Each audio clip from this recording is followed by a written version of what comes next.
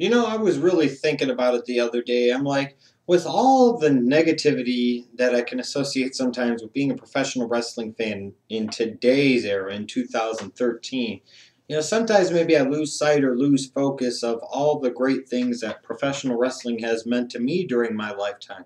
I've been a professional wrestling fan since I was about 4 years old. That's going back to 1985, so a long time, a lot of history. And, I realized just how many great talents I've seen over the years, how many great matches I've seen over the years, how many great shows I've seen over the years, how many great segments, promos, you name it. I've been fortunate and I would dare almost say blessed in some ways to have seen all of these great things from professional wrestling. So I thought it was very appropriate today to share with you what I'm thankful for with professional wrestling. Now, I realize that a lot of the audience that watches my videos is younger than me. It kind of makes me an old man here in the YWC. And I realize a lot of you were either able to experience one great era or started becoming wrestling fans after that great era. I'm referring, of course, to the Monday Night Wars period, the Attitude Era. So a lot of you either only caught one thing or you didn't even catch it at all, and you've had to go back into history and watch some of this stuff years after it's happened, so you lose some perspective on just how great those moments were and why they were so important, what have you. I do have to admit that there are times where I do wish I could have seen in person the territorial days of the 50s and 60s and 70s, been able to see up close and in person such legends as Gorgeous George and Lou Thez, and going on to the Sheik and Farhat, Vern Gagne in his prime, Harley Race, Fritz von Erich. I could go on and on and on. There are a lot of great names, Classy Freddie Blassie, so on and so forth. Bruno Sammartino. I wish I would have been able to see these guys in person or on television, but it wasn't in the cards for me, I guess. But I have no regrets about that. Sometimes I do wish I could go back and see them, but I got to see so many great things. I mean, I feel very fortunate as a wrestling fan to have lived through the Hogan era and the Monday Night Wars slash Attitude Era. Those were two tremendous times in professional wrestling. I mean, I can remember when Hulk Hogan was appearing on Saturday Night Live with Mr. T. Man, I can't emphasize to you younger cats that don't understand, that didn't get to see it just back in the mid 80s, just how hot Mr. T was. When you heard Bobby Heenan talk about there's hot and then there's white hot, and that's the hottest you can get. Mr. T was about as white hot as you could possibly get in the mid 80s. And the fact that he was involved in WrestleMania 1 and WrestleMania 2, that was great. You had the freaking Hulk Hogan's Rock and Wrestling Connection. You had the freaking cartoon. You had so many great, wonderful things. And all of the performers that I got to see growing up as a kid. You had Hulk Hogan, obviously, my all-time favorite, but so many other greats. You had Andre the Giant, the Million Dollar Man, Ted DiBiase, the Macho Man, Randy Savage. Ooh, yeah. Jake the Snake Roberts, the Ultimate Warrior, Ravishing Rick Rude, another one of my childhood favorites, the Junkyard Dog. I mean, you had great tag teams like the Rockers and the freaking Hart Foundation and the British Bulldogs and Demolition. Of course, later on, you would go into the Road Warriors, the Legion of Doom. You had so many great performers and you had great memorable moments and great matches. You had Hogan and Andre at WrestleMania 3 the next year in February of '88 on the main event. 33 million people watched Hogan and Andre, two Dave Hebners. I need not say any more. I got to see the Mega Powers. I got to see the rise and explosion of the Ultimate Warrior. I got to see the many great storylines that the Million Dollar Man was involved in, that Jake the Snake Roberts was involved in, that Hulk Hogan was involved in. But that wasn't the only great wrestling of the 80s. Even the AWA, yeah, they were close to the end of their run, but I can remember still being able to go and watch them on ESPN at the time, which was a huge deal back in the mid-80s. And you had young performers on there like Scott Hall, Curt Hennig. Greg Gagne was a very good talent. You had people like the Mad Dog Vachon, who just recently left us, Baron von Raschke. a young tag team that later would become known as the Rockers, the Midnight Rockers. And then you turn on TBS on Saturday nights, and there would be Ric Flair and the Four Horsemen. You'd have Dusty Rhodes, baby, the million times world television champion, baby. I mean, you had so many great, you had a young tag team, the Road Warriors, the Legion of Doom. You had, Magnum TA. You had so many great talents. You had the Rock and Roll Express. You want to talk about great tag teams. The Midnight Express, another great tag team.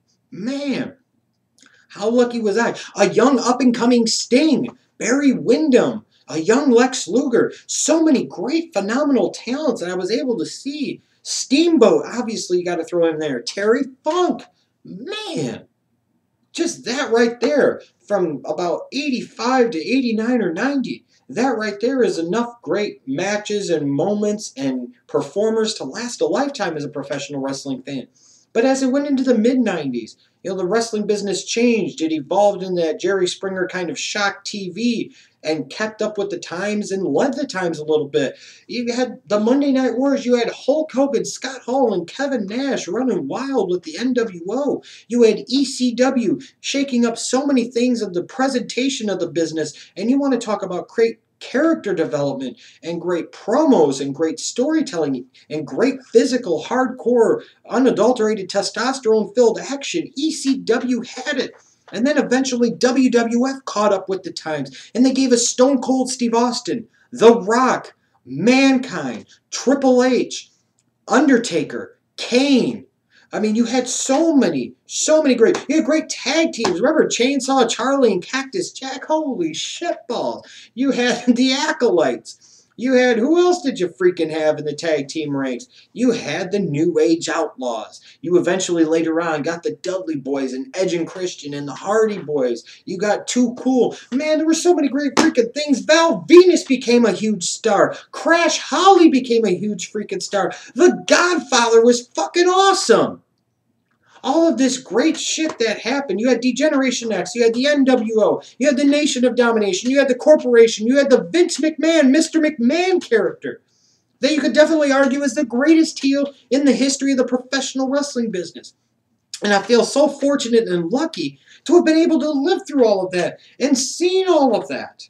A lot of people that come on here, frankly, on YouTube or on the internet, they talk about these great moments, but frankly, a lot of you don't remember them that well. You didn't live them, and you don't remember the experiences that came along with it. But for those of you that do, and there are a lot of you that do, you know exactly what I'm talking about. We still pine for those days to this day.